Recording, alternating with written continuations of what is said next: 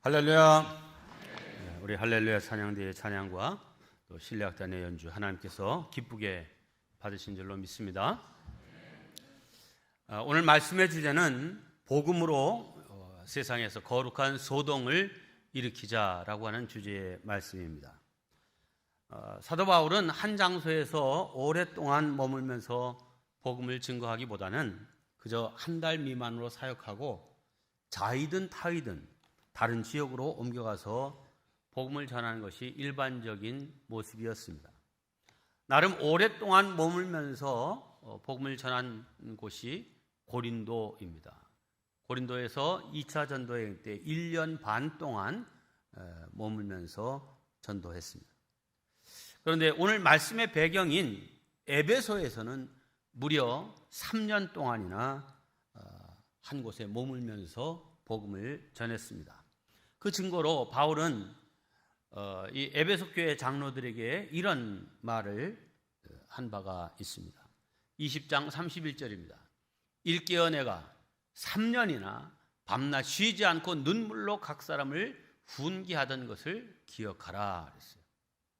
오늘 본문 8절에도 보면 이제 유대인 회당에서 3개월 동안 복음을 전한 기록과 이어서 두란노 서원을 개설하고 그곳에서 2년 동안 복음을 전한 내용을 얘기하고 있습니다. 하여튼 3년 동안 이 에베소에서 복음을 전했습니다. 자, 이것을 좀 지도로 좀 보면 맨 왼쪽에 고린도가 있는데 이 고린도는 지금의 그리스에 해당되는 지역이죠. 이오니아 해와 이 에게해를 연결하는 무역항이고 지금 현재는 거기가 이제 운하가 파져 있어서 그냥 바로 배들이 그렇게 통과하게 되어 있는 고린도입니다. 그러니까 유럽 지역이죠. 이 에게해 반대편 아시아 지역에 에베소가 있는데 이 에베소는 로마가 정치의 중심지라고 하면 당시 경제의 중심지는 에베소였습니다. 이 에베소는 아시아 지역에 속해 있고 지금 투르키에 해당되죠. 이곳 에베소 다음 지도를 보시면 배로 이렇게 연결할 수도 있고 아니면 육로로 가려면 쭉 위로 돌아서 그래도 이렇게 바다를 건너긴 해야 되지만 이렇게 긴 항로는 아니었죠. 나중에 이 밀레도 항구, 에베소 밑에 보면 밀레도라고 있잖아요. 이 밀레도 항에 도착해서 에베소 장로들을 그쪽으로 불러 내려서 아까 내가 너희들을 눈물로 말씀을 전하던 것 잊지 말고 기억하라 하는 말씀을 전했던 것입니다. 그 다음 지도를 보시면 큰 그림으로 보면 이제 에베소가 저 지역에 있는 곳이고, 자, 이 에베소에서 3년 동안 머물렀을 때는 바울의 3차 전도 여행 때였습니다. 하여튼 이곳에서 3년을 머물면서 복음을 전하는데 그 에베소 사역이 굉장히 성공적이었습니다. 우상 숭배가 만연한 에베소에 복음의 영향력을 크게 끼쳤고 나중에는 이 요한계시록에 소아시아 7교회가 소개되고 있는데 이 7개 교회 중에는 에베소 교회도 포함되어 있습니다. 근데 이 에베소 교회가 중심이 되어서 그곳에서 두란노 서원에서 훈련받은 사람들이 퍼져서 이제 그 교회들을 개척했다고 보시면 됩니다. 오늘 본문을 좀 더 쉽게 머릿속에 그리기 위해서 뒤에 있는 이야기를 먼저 하고 이어서 앞부분의 이야기로 돌아가겠습니다. 먼저 아데미 우상을 만들어 파는 사람들이 일으킨 세속적인 소동에 관한 말씀입니다. 말씀드린 대로 이 에베소는 당시 인구 30만 명이 넘는 굉장히 큰 무역 도시였습니다. 항구였죠. 이곳 도시 사람들이 섬기는 수호신은 여신인 아데미였습니다. 이 여신의 모습 중에 특이한 점은 다산과 풍요의 여신임을 강조하기 위해서 유방이 10여 개, 제가 세어보니까 한 16개 되는 것 같아요. 네.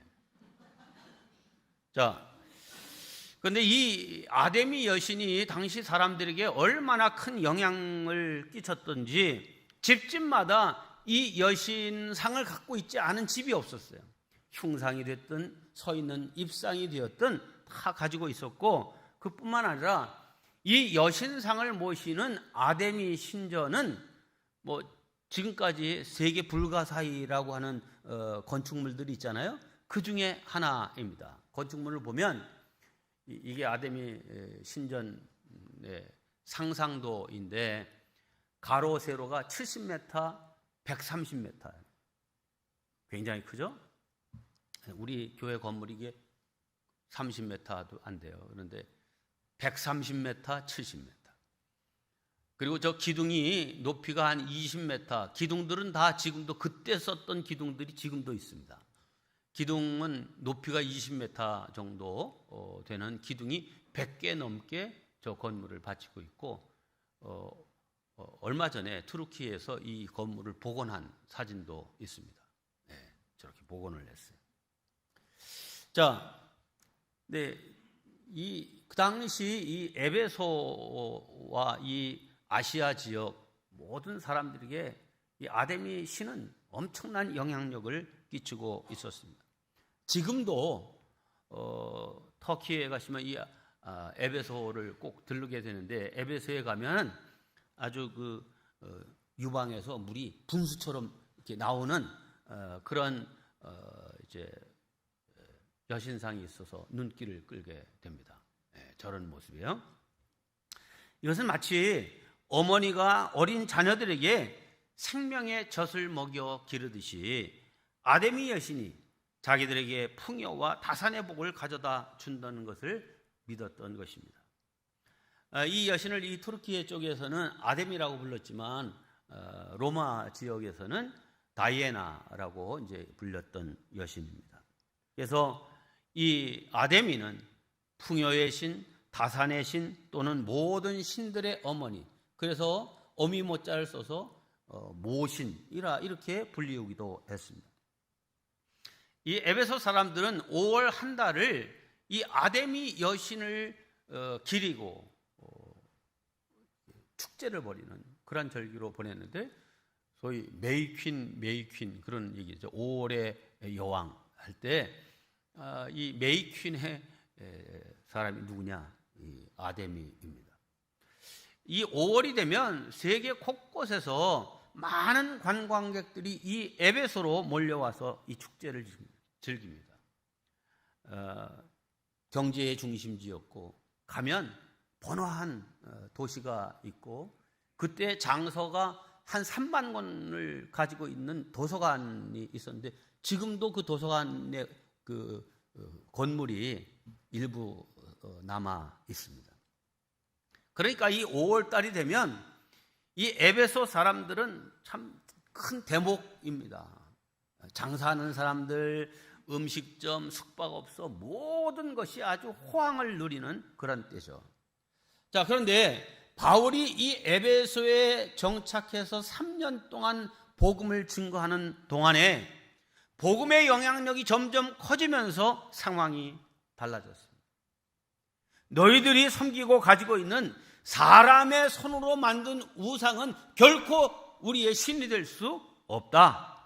얼마나 강력하고 또 많이 설교를 했던지 아데미 우상을 버리고 하나님께로 돌아오는 사람들이 많아졌습니다.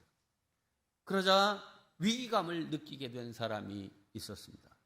바로 이 우상을 만들어 파는 상인들의 조합장 같은 사람이었는데, 데메드리오라고 하는 이름을 가진 사람입니다. 데메드리오는 최근에 이 매상이 많이 줄어든 것의 원인을 분석했습니다. 그는 경기 변동과 시세에 대해서 아주 민감한 촉수를 가지고 있었는데, 분석한 결과 이것은 바울이 전하는 복음 때문이라 진단했습니다. 결국 이 바울의 전도가 우상으로 먹고 사는 자기들의 사업을 망할 수도 있게 하겠다 하는 그런 위기감을 갖게 된 거죠. 사실 이 에베소에는 이전부터 큰 항구 도시였기 때문에 유대인들이 많이 살고 있었어요. 근데 이 유대인들은 이방인들에게 절대로 전도하지 않습니다. 이방인들은 뭘 위해서 만들었다고요? 지옥의 유황불이 계속 불타오르도록 연료로 쓰기 위해서 만든 존재니까 구원이 필요 없는 존재다. 전도 안 해요. 자, 그런데 바울은 그렇지 않았습니다. 열심히 복음을 전했고 또 두란노 서원에서 제자들을 양육해서 그들을 또 파송하여 전도하고 이제 이 복음의 영향력이 컸죠. 그러다 보니까 상황이 달라진 겁니다. 이 바울의 전도 이걸 그냥 방치했다가는 우리 다 망한다. 어떻게 하든지 이 기독교 전파를 막아야 되겠다 생각한 것입니다. 그래서 이 데메드리오는 동종업자들과 직공들 그리고 가족들 다 모아놓고 이렇게 일장 연설을 합니다. 유명한 연설이에요. 잘 보시면 데메드리오라 하는 어떤 은장색이, 은으로 말하자면 아데미의 신상 모형을 만들어 직공들에게 적지 않은 벌이를 하게 하더니 그가 그 직공들과 그러한 영업하는 자들을 모아 이르되 여러분도 알거니와 우리의 풍족한 생활이 이 생업에 있는데 이 바울이 에베소뿐만 아니라 거의 전 아시아를 통하여 수많은 사람을 권유하여 말하되 사람의 손으로 만든 것들은 신이 아니라 하니 이는 그대들도 보고 들은 것이라. 그러니까 바울의 전도, 바울의 복음을 보고 듣지 않은 사람이 거의 없는 정도인 거예요. 우리의 이 영업이 천하여질 위험이 있을 뿐 아니라 큰 여신 아데미의 신전도 무시당하게 되고 온 아시아와 천하가 위하는 그의 위엄도 떨어질까 하노라 하더라. 그러자 이 에베소에 큰 소동이 일어났습니다. 29절을 보면 이렇게 되어 있습니다. 온 시내가 곧 에베소 시내가 요란하여 바울과 같이 다니는 마게도냐 사람 가이오와 아리스도아를 붙들어 일제히 연극장으로 달려 들어가는지라. 당시 에베소에는 2만 5천 명을 수용할 수 있는 야외 극장이 있었고 지금도 그대로 거의 원형 그대로 보존되어 있습니다. 네. 저게 에베소 극장입니다. 전에는 지금은 이 바다가 뒤로 많이 이제 그 토사가 흘러내서 좀 물러가 있지만 요 에베소 야외 극장 그 한 200m 앞까지 이제 바닷물이 들어왔고 작은 배들이 이렇게 들어올 수 있는 그런 곳이어서 우리 성지순례단이 가서 우리 교회 성도들 저기 가서 찬송 부른 거 기억나시나요? 네. 밑에 여기서 까마득해요. 저 꼭대기를 바라보면. 그런데 거기서 찬양을 하면 마이크 하나도 없어도 바닷가에서 불어오는 바람 따라서 모든 사람이 다 똑같은 음량으로 소리를 다 정확하게 들을 수 있는 그런 곳입니다. 이곳에 사람들이 이 우상장사와 그 모든 관계자들이 모여서 2시간 동안이나 크다 아데미여 막 이래 하면서 엄청난 소란을 이제 일으킨 거죠. 자, 오늘 이 성경 이야기는 얼핏 보면 하나님을 믿는 기독교 신앙과 아데미를 믿는 우상 신앙과의 대결처럼 보이지만 실은 그렇지 않습니다.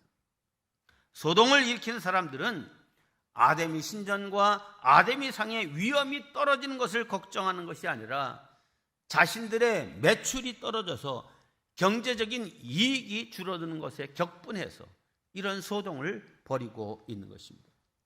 즉 현재 누리고 있는 생활의 풍족함과 직업적 명예가 모두 이 아데미와 관련되어 있는데 이 아데미의 위험이 떨어지면 직업을 잃고 지금껏 누려왔던 경제적 안정을 잃어버리고 한마디로 인생 망친다 하는 이런 생각이 드니까 막 눈이 뒤집혀서 이렇게 모여서 난리를 치고 소동을 벌이는 거예요.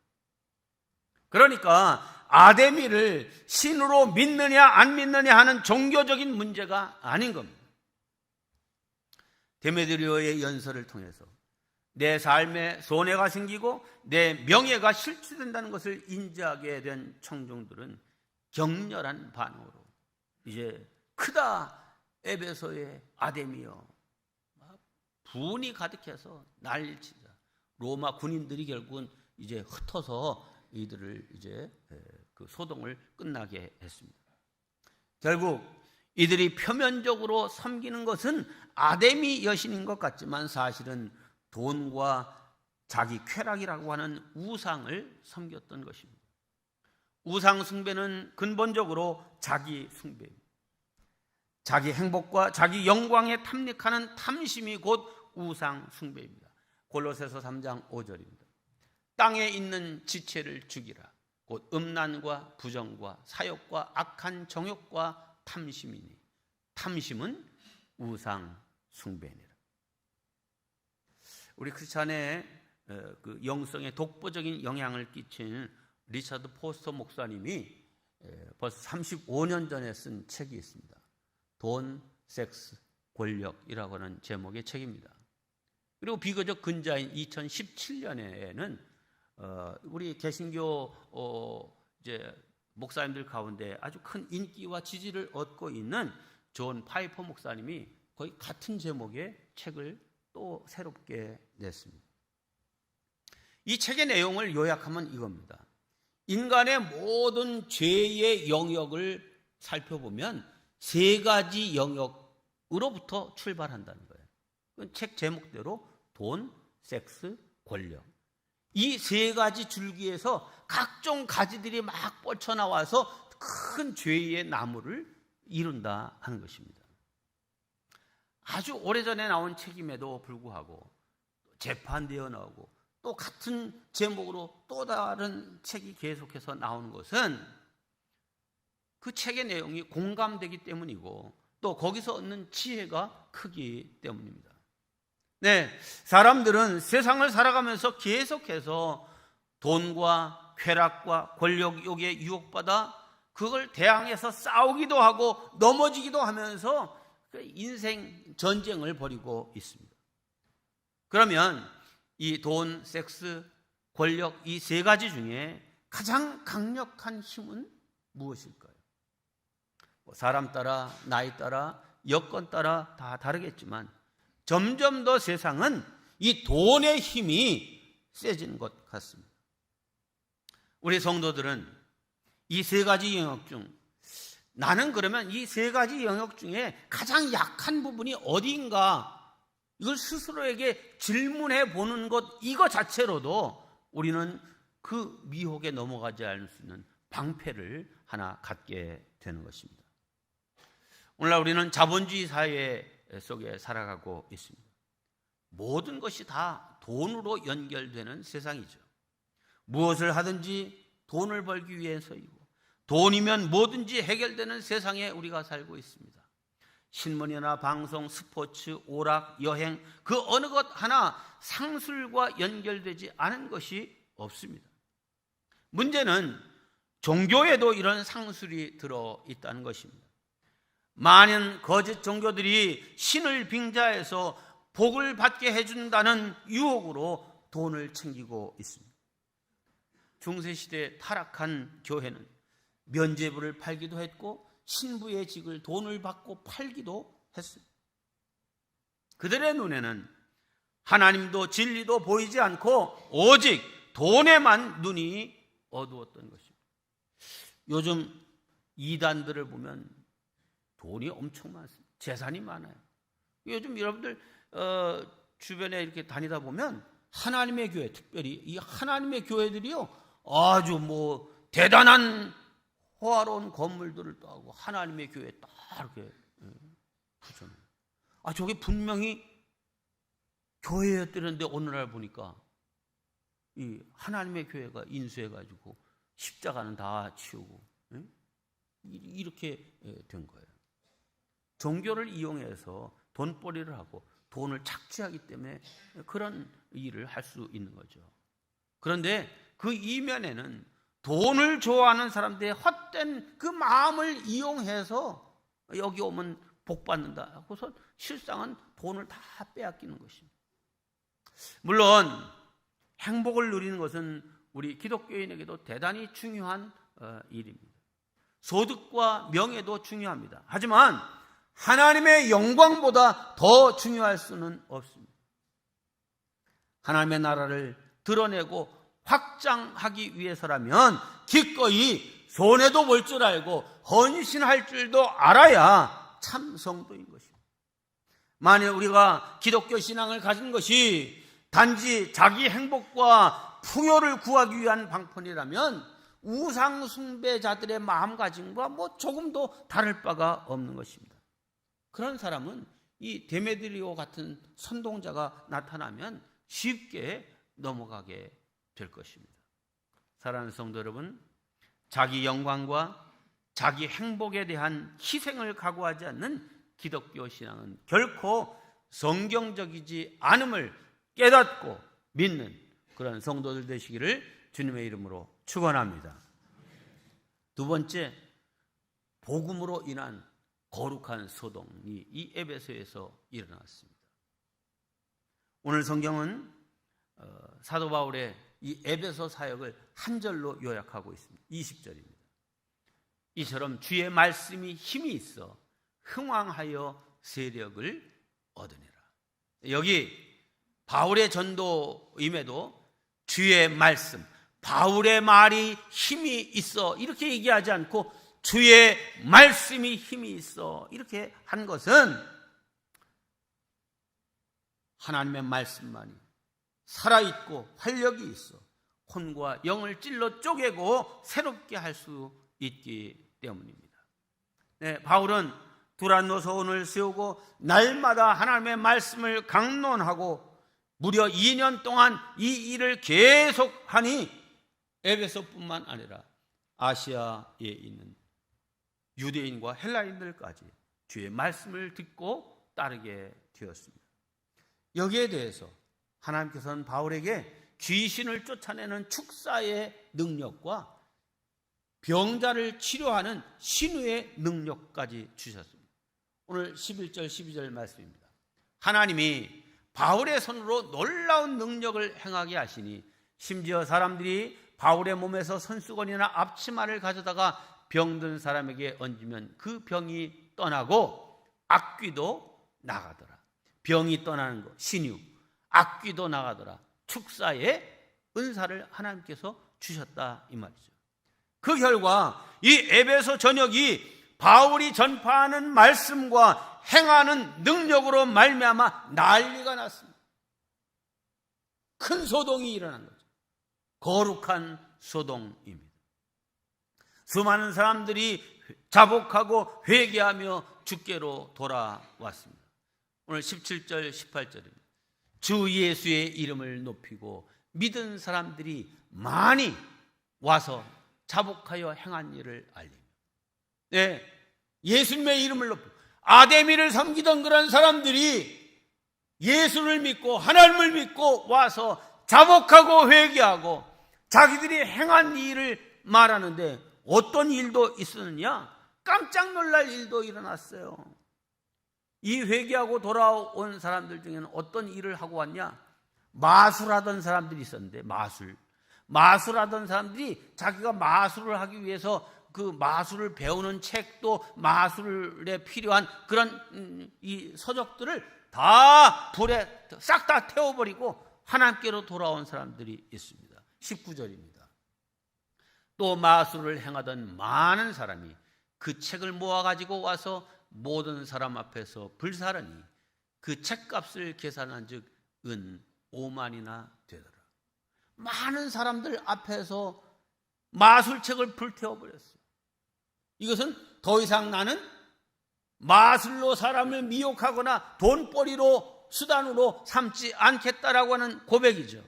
자, 여러분 어떻게 이 5만, 은 5만, 지금 돈으로 얼마인지 정확하게 환산할 수는 없지만 결코 작은 돈이 아니었을 거예요. 그 값나가는 비싼 책을 다 사람들 앞에서 불태울 수 있었던 것은 복음의 가치, 진리의 가치가 더 크게 느껴졌기 때문에 할 수 있는 일이었습니다. 진리의 말씀을 알게 되었는데 더 이상 이런 거짓을 붙들고 살 수는 없다라고 하는 이 결단으로 다 불태우고 회개하고 자복하고 하나님께로 돌아온 것입니다. 할렐루야. 에베소에 큰 소동이 일어났습니다. 하나는 우상업자 이 데메드리오가 자기의 경제적인 이익이 줄어드는 것을 염려하여 일으킨 세속적인 소란입니다. 자, 그런데 잘 보세요.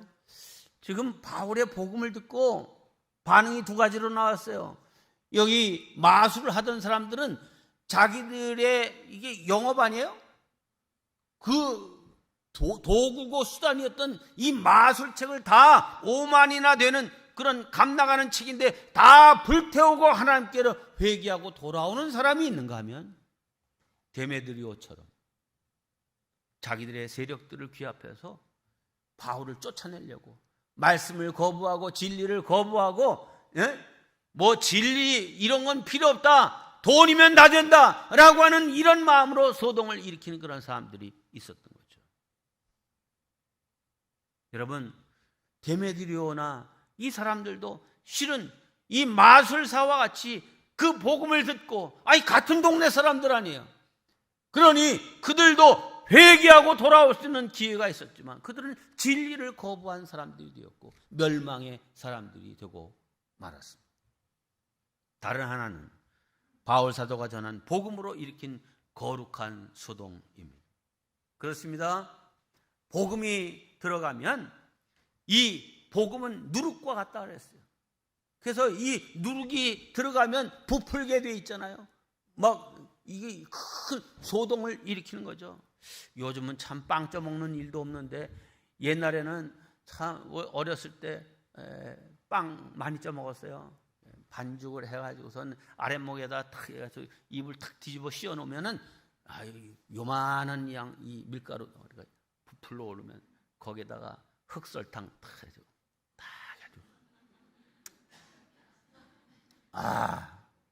찐빵 부풀러 오르는 이거.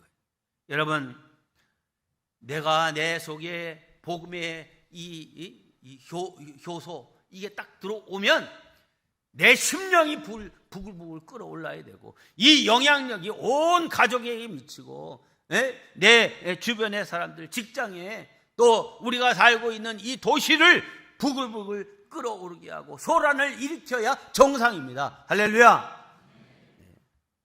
바울이 바로 그런 사람이었습니다. 사도행전 24장 5절 보면 바울을 비난하고 바울을 고발하면서 뭐라고 얘기해요? 우리가 보니 이 사람 바울은 전염병과 같은 사람이라 천하에 흩어진 유대인을 다 소요하게 하는 자다. 부정적인 의미로 이 사람 아주 전염병 같은 사람이야. 그런데 전염병이라고 표현한 것은 바울의 복음의 전도의 영향력이 얼마나 강력하게 퍼지고 있음을 지금 보여주고 있는 거예요. 천하에 흩어진 유대인이라는데 여기 유대인뿐이 아니죠. 헬라인들까지 다 그를 다 소동케 하는 자다라고 했어요. 우리가 다 천하를 소동케 하지는 못할지라도 내가 진정 거듭난 예수 그리스도를 믿는 사람이라고 하면 내 가정을 변화시켜야죠. 부풀게 해야죠. 그를 새로운 인생으로 바꿔가야죠. 내 친구들, 내를 만나는 직장 동료들, 이웃들, 새롭게 하는, 그래서 그 속에 새로운 소동이 일어나게 하는 일을 해야 될 줄로 믿습니다. 우리 그리스도인들은 복음으로 세상을 거룩하게 어지럽히는 사람이 되어야 합니다. 이런 역사가 저와 여러분을 통해서도 일어나기를 주님의 이름으로 축원합니다.